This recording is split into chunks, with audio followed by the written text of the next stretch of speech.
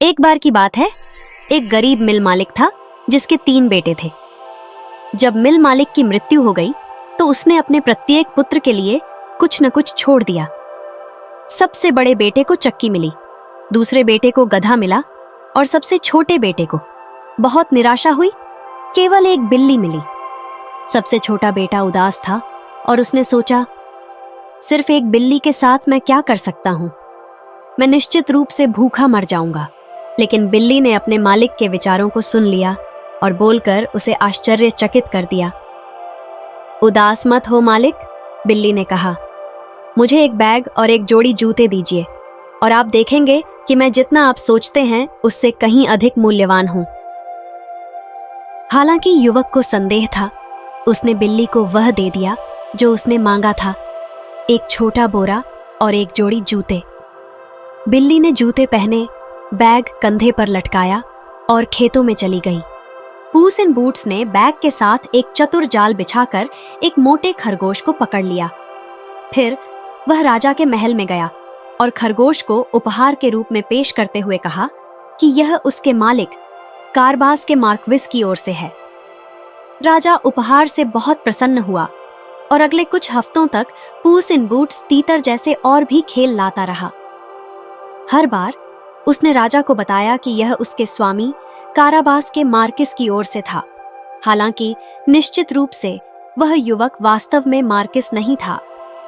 एक दिन पूस इन बूट्स ने सुना कि राजा अपनी बेटी राजकुमारी के साथ नदी के किनारे सैर करने जा रहा है।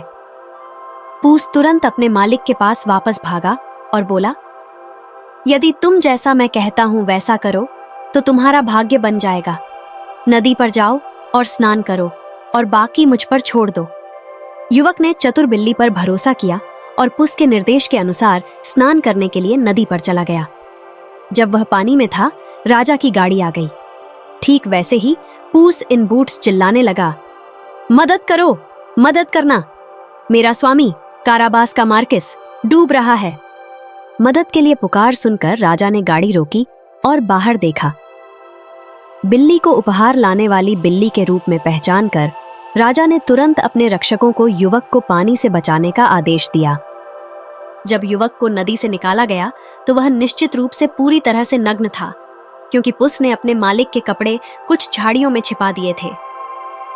अरे नहीं, पूस चिल्लाया, मेरे मालिक के बढ़िया कपड़े कुछ चोरों ने चुरा लिए हैं जब वह नहा रहे थे।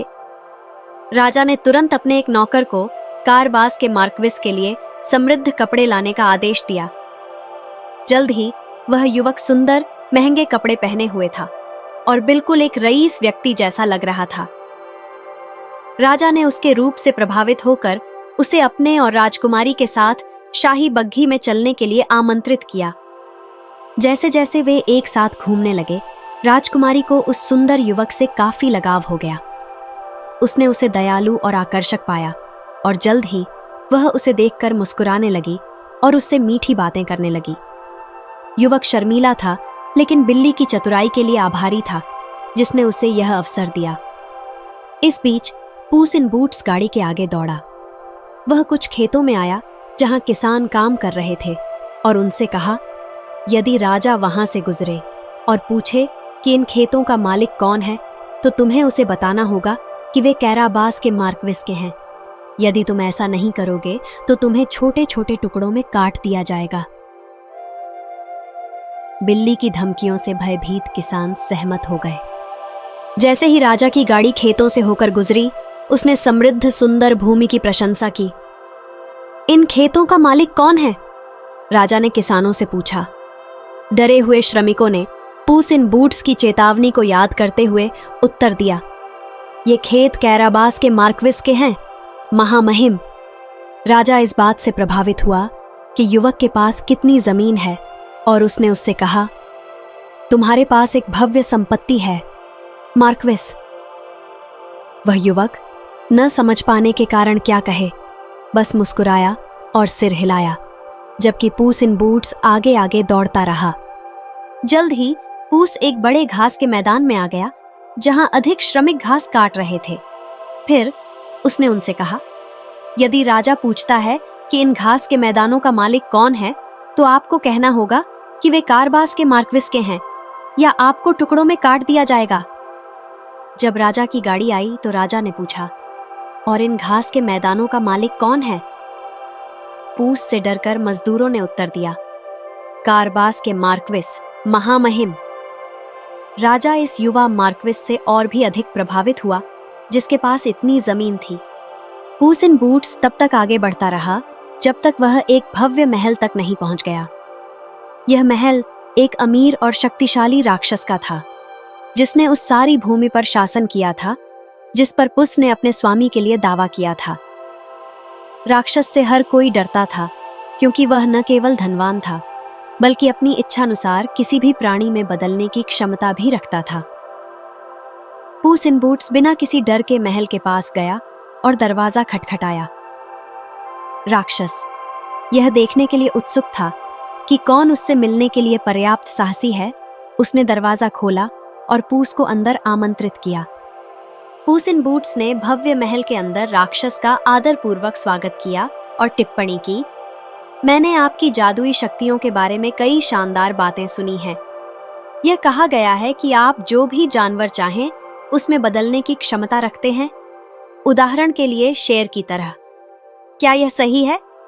अपने कौशल पर गर्व के साथ राक्षस ने उत्तर दिया, हाँ, यह सही है। मुझे ध्यान से देखो।